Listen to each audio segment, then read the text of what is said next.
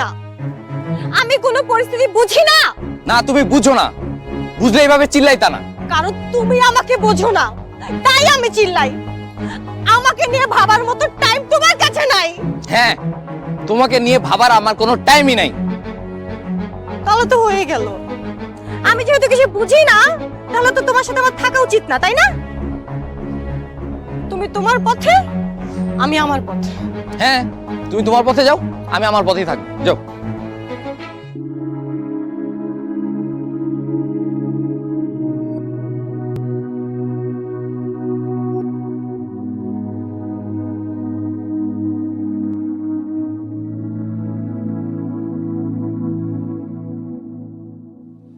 Sorry.